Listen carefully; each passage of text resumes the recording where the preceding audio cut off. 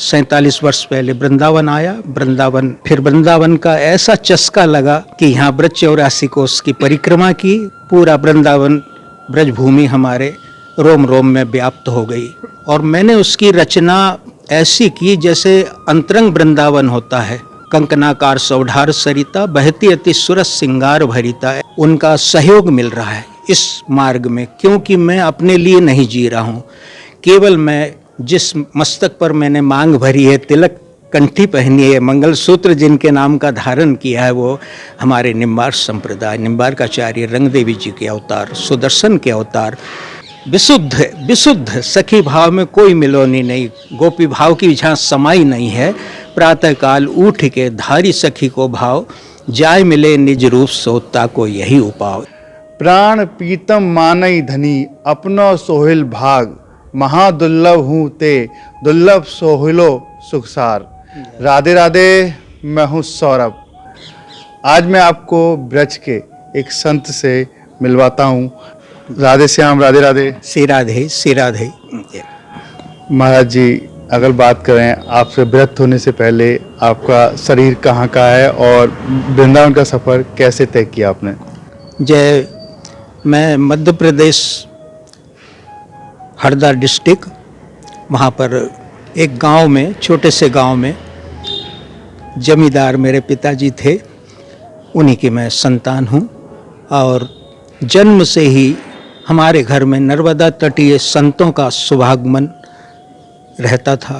पिताजी जन सेवा के हितार्थ अपना वैद्यगिरी भी करते थे निःशुल्क, और समाज में भी बड़ी प्रतिष्ठा थी उनकी। उसके बाद मैं हरदा में पढ़ा हायर सेकेंडरी, उसके बाद भोपाल चला गया। और भोपाल में इसीलिए गया कि मेरे को फिलॉसफी, दर्शन शास्त्र का अध्ययन की रुचि थी, तो मुझे वहाँ दर्शन शास्त्र का भी अध्ययन करने का सौभाग्य मिला। और उसके बाद नौकरी नहीं करना था, क्योंकि मेरे को तो प्रिया प्रीतम के चरणों की सेवा करना था। फिर मैं पढ़ाई करके BA MA करके जन्मभूमि पर आ गया। जन्मभूमि पर आया, वैसे ही पिताजी की प्रतिष्ठा थी, पटेल पद प्राप्त था उन्हें। तो उसके बाद मेरे को उन्होंने, सारे गांव वालों ने पिताजी के संस्कार, माताजी के संस्कार, घर के संस्कार से मुझे सभी ने बहुत सराहा। और बहुत सराहने के बाद उन्होंने मुझे समाज सेवा की ओर अग्रसर किया। मुझे सर्वप्रथम उन्होंने निर्विरोध प्रधान सरपंच पद का 3 गांव का सेवा दिया। जाने के तुरंत बाद उसी में मेरा पारिवारिक परंपरागत जो संस्कार वैवाहिक है वो भी संपन्न हुआ। और उसके बाद फिर मेरे को जनपद की सेवा भी प्राप्त हो गई। फिर जो मंडी होती है क्षेत्र की, उसकी भी सेवा मुझे प्राप्त हो गई। और चौथा समाज सेवा, गुर्जर समाज की सेवा, उसमें सर्वप्रथम इस दास का सौभाग्य है कि उसे सर्वप्रथम सामूहिक विवाह करने का सौभाग्य मिला, जो सारे भारत में संपन्न हो रहा है। ये 46 वर्ष पहले की बता रहा हूँ। उस समय मैंने नवयुवक संघ का मैं अध्यक्ष रहा। और किसी धनाढ्य को सामूहिक विवाह के लिए प्रेरित करो तो उसे बड़ा भारी आवेश आता है कि मुझे इस लायक समझा। फिर भी हम उनको बड़े प्रेम से, बड़े उससे समझाते थे कि आप अगर आएंगे तो और कितने लोगों का हित होगा। इस प्रकार मैंने सामूहिक विवाह और क्षेत्र में विद्यालय, सामूहिक भवन, मार्ग, जहाँ कीच में जानवर और आदमी भी दब के पीड़ा पाते थे, उस जगह रोड आदि का निर्माण उस समय 40 वर्ष पहले किया। उसी में मैंने तीर्थाटन भारत के किए, चारों धाम। और वो भी मैंने केवल बिना पादुका के, एक टाइम प्रसाद, वो भी अपने परिकरों का बना हुआ, और भूमि शयन, कुएं का या सरिता का जल। इस नियम से मैंने उत्तराखंड की भी यात्रा की है। दक्षिण भारत की, द्वारका आदि की यात्रा संपन्न की और ठाकुर सेवा, प्रिया प्रीतम राधा कृष्ण की सेवा मेरे साथ रहती थी। तो मुझे प्रिया प्रीतम ऐसा अनुकूल वातावरण देते थे जिसमें मेरा नियम कभी भंग नहीं हुआ। उसके बाद मेरे को वृंदावन का सौभाग्य उसी तीर्थाटन में आया। तो मैं 46 वर्ष पहले, 47 वर्ष पहले वृंदावन आया। फिर वृंदावन का ऐसा चस्का लगा कि यहाँ ब्रज 84 कोस की परिक्रमा की। उसके बाद तो फिर हमारी पूरा वृंदावन ब्रजभूमि हमारे रोम रोम में व्याप्त हो गई। और जब हम यहाँ पर प्रिया प्रीतम के सुंदर मंगल विग्रह देखते थे तो हमारे मन में यह भावना हुई कि हम प्रिया प्रीतम की सेवा पधराएं। और मैंने बहुत ही सुंदर मेरे जन्मभूमि में प्रिया प्रीतम मेरे पसंद के जयपुर जाकर के 3-4 दिन केवल प्रिया प्रीतम को करा, लेकिन प्रिया प्रीतम कौन से आने थे, वो भी ब्रजवासी के द्वारा। और ब्रजवासी की दुकान से ही हमको प्रिया प्रीतम मेरे अनुकूल मिले और मैंने प्रतिष्ठा कराई। और आज 42 साल हो गए वहाँ पर सुचारू रूप से सेवा चल रही है। लेकिन आश्चर्य ये है कि वहाँ पर प्रिया प्रीतम पधार गए मुझ पर कृपा करने के लिए, लेकिन इससे भी संतोष नहीं हो रहा था, क्योंकि मुझे केवल वृंदावन दिख रहा था कि मैं कब वृंदावन जाऊं। और वैवाहिक बंधन में बंधने के बाद भी मेरी ये लालसा थी कि मैं रात में दिन में किस प्रकार भागूं और वृंदावन आ जाऊं। जब प्रतिष्ठा हुई वहाँ पर तो गांव वाले कहते थे, वहाँ मंदिर नहीं था गांव में, तो मेरी इच्छा थी, बहुत कम उम्र थी मेरी, 24 साल की थी केवल। उस समय मैंने उनसे बताया कि मंदिर बनना चाहिए, गांव में घंटी घड़ियाल आदि की ध्वनि सुनाना चाहिए। तो बोले कैसा बनेगा? मैंने कहा मैं बनाऊंगा। इस प्रकार का, मतलब उस समय इतना दृढ़ विश्वास था। और मैंने फिर एक संत के दर्शन किए, क्षेत्रीय वहीं के नांदवा कुटी वालों के। तो रात में 12 बजे हम उनके पास पहुँचे तो उन्होंने सत्संग में ये कहा कि जहाँ 108 बिलपत्र होता है, पौधे होते हैं, वहाँ पर भगवान शिव पार्वती साक्षात रहते हैं।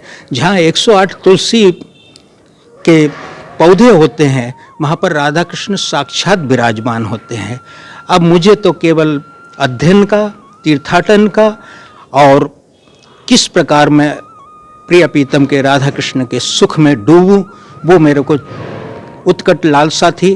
तो मैंने आते से ही गांव में, दीपावली का अवसर था, उस समय गांव में इतना मतलब प्रभाव था, प्रेम था कि सबके यहाँ से अपने सेवकों को, घर में करने वालों को भेजा कि आप तुलसी के पौधे ले आओ। और मैंने उसकी रचना ऐसी की जैसे अंतरंग वृंदावन होता है, कंकनाकार सौढ़ार सरिता बहती अति सुरस सिंगार भरिता। ऐसी कंकनाकार रचना जो मुझे कल्पना में भी नहीं थी, जो योगपीठ आज मैं सबको सिखाता हूँ या सीख रहा हूँ, और जो आज उसका अंतरंग वृंदावन का जो आचार्यों ने प्रदान किया है, उसमें प्रिया प्रीतम की कुंजों आदि का कैसा वर्णन है, मोहन महल कहाँ है, यमुना कैसे आदि का मैंने बिना जाने अनजाने में उसको कमलाकृति वहाँ पर ईंट का मैंने अपने हाथ से बनाया और उसमें 108 तुलसी जी का रोपण किया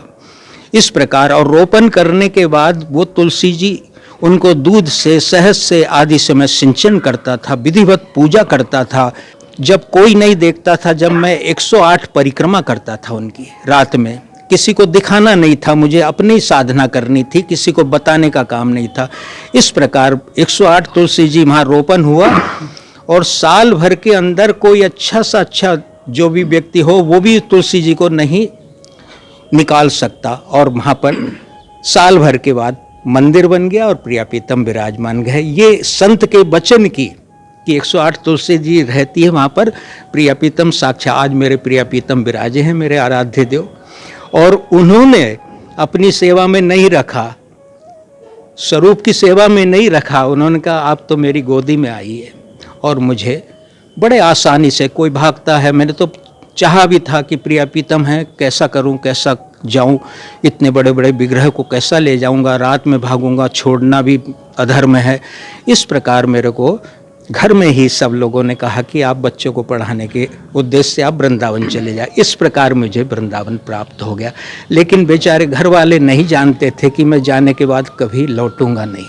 आपका विवाह भी हुआ, पढ़ाई भी बहुत अच्छी हुई, 2 बच्चे। तो वहाँ बुलाती नहीं है आपकी पत्नी या फिर? अपनी पत्नी है, वो परिवार में कुछ समय 2 साल के बाद यहाँ पर आ गया वो, और आज मुझे उनका सहयोग मिल रहा है इस मार्ग में, क्योंकि मैं अपने लिए नहीं जी रहा हूँ।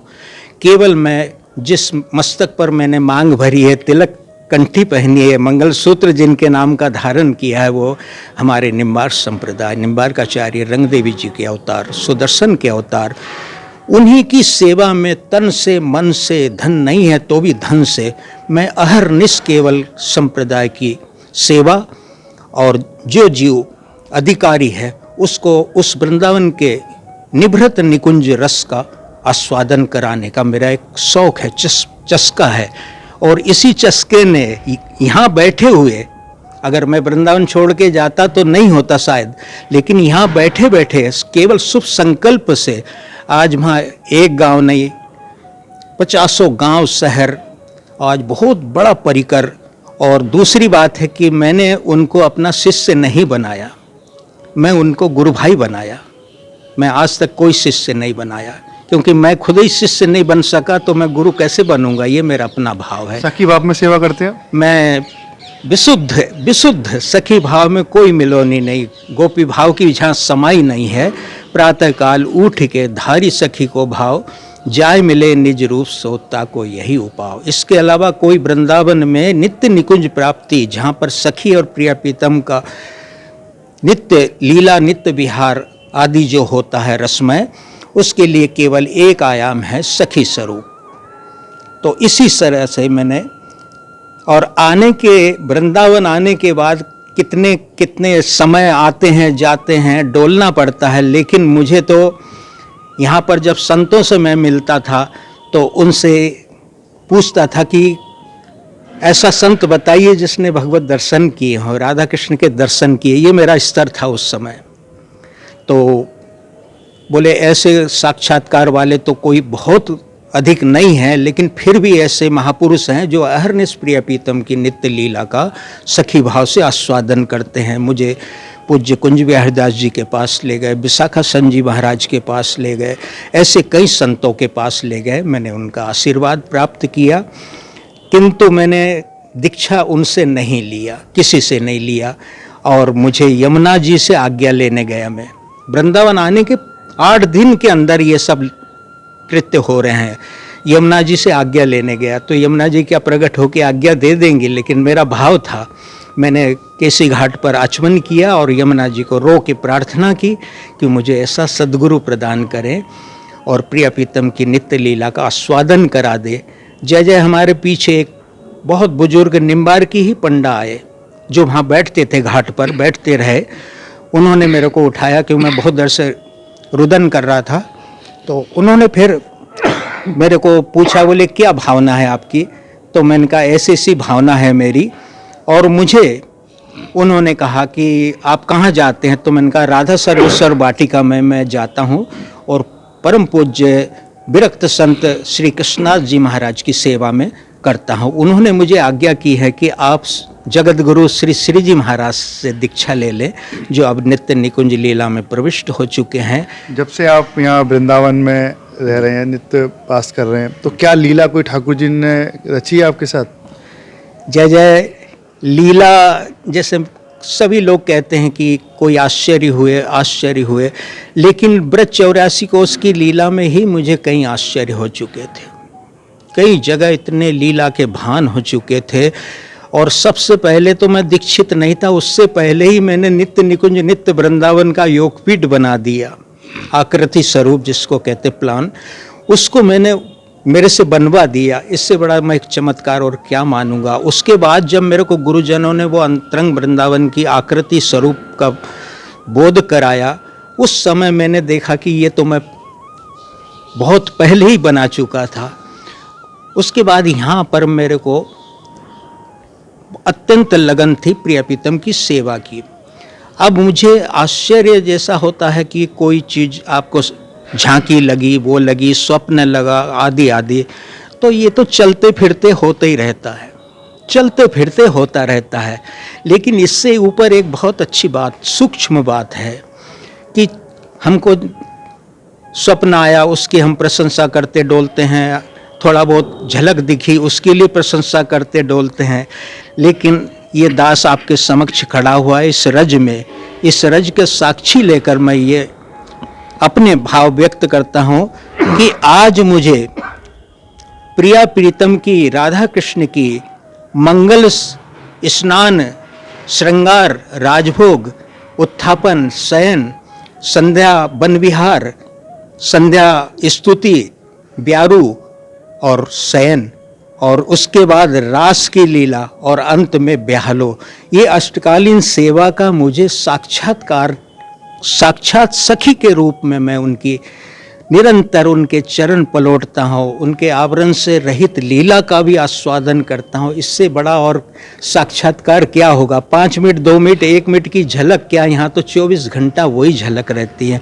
सोता भी हूँ तो राधे नाम लेकर सोता हूँ, और कभी घोर निद्रा में भी हो, और अभी पुकारेंगे आप तो शायद हो सकता हो राधे नाम ही निकलेगा, इसका प्रत्यक्षीकरण। तो इसलिए मैं इसको नहीं कहता हूँ, जो मैं नित्य निरंतर प्रिया प्रीतम के रोम रोम में प्रिया प्रीतम की लीला व्याप्त हो रही है उन्हीं के बानी ग्रंथों में, और रहस्यमय शब्द का जिसका अर्थ कोई निकाल नहीं सकता, उसे भी प्रिया प्रीतम मेरे को प्रकट करा देती हैं, रहस्यमय अर्थों को, महावाणी आदि, युगल शतक आदि के।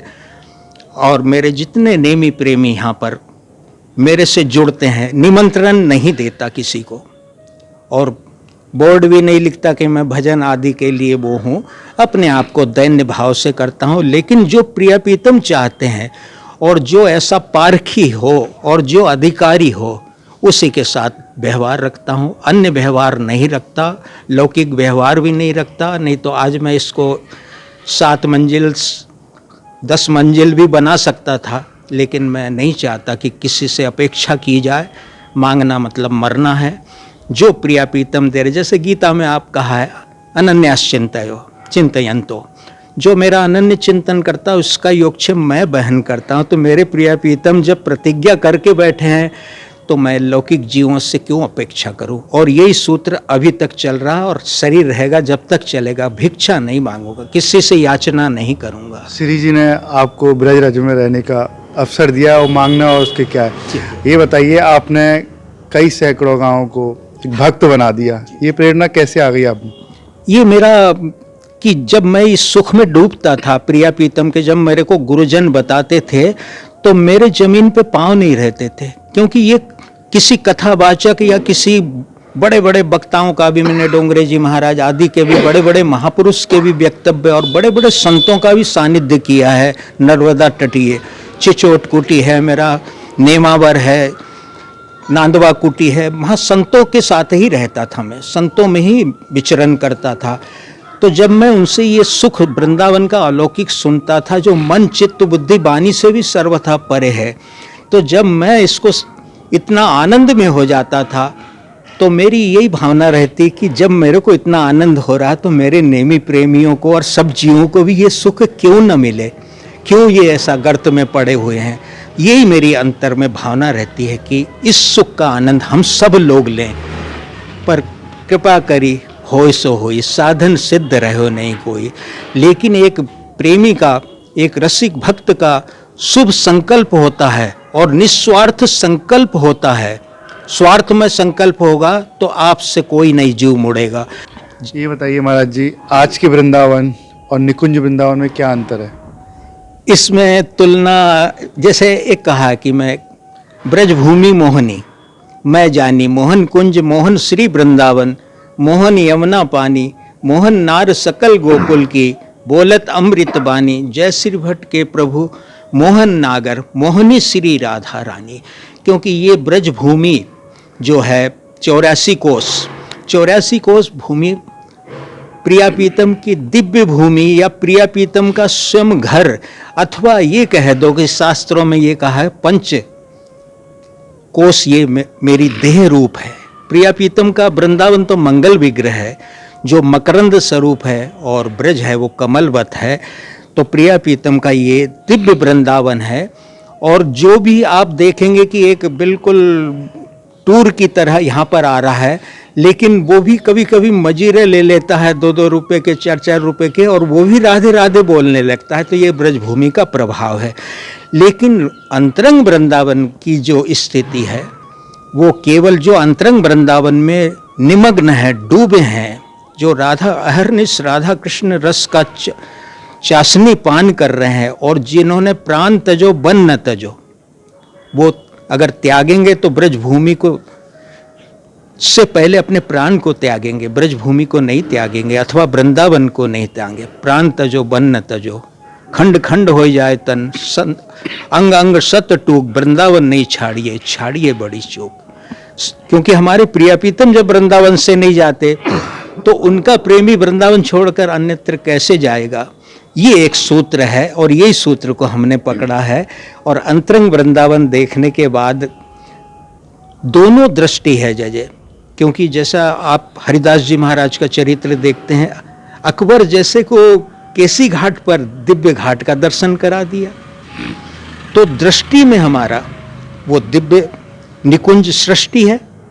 जब हमारी दृष्टि राधा कृष्णमय हो जाती है, निकुंजमय हो जाती है, अंतरंग वृंदावन में ही अहरनिश आस्वादन करती है, तो उसको बाहर भी ये ईट भाटे का वृंदावन नहीं दिखता। यहाँ जब वृंदावन कहते हैं ऐसा वृंदावन हो गया, ऐसा हो गया, वृंदावन तो नित्य है, वो तो केवल बाहरी आवरण में हमको परिवर्तन दिख रहा है। लेकिन जो स्वादी है वो कचरे पर भी जो आवरण डला हुआ है उसे उखाड़ करके अंतरंग वृंदावन का आस्वादन कर लेता है। और जिन्हें प्रदूषण दिखता है उन्हें ये रस का आस्वादन नहीं होता। प्रिया प्रीतम की परम इच्छा होती है, तभी ये रस का आस्वादन हो सकता है। जय जय। और गुरुजनों की कृपा से ही ये संभव है। राधे राधे। जय श्री राधे, जय जय श्री राधे। देखिए, अब तक हमारे साथ रहे निम्बार्क संप्रदाय के जय किशोर महाराज जी, जिन्होंने अपने अंतरिम भाव बताए। कहना था कि 45 वर्ष पहले वृंदावन आए और वृंदावन आकर यहीं के रह गए। कई सेवा का वहाँ पर अवसर मिला, कई अच्छी पढ़ाई भी की, लेकिन ठाकुर जी की जैसी इच्छा होती है वो अपने भक्त को ब्रज में बुला ही लेते हैं। राधे राधे।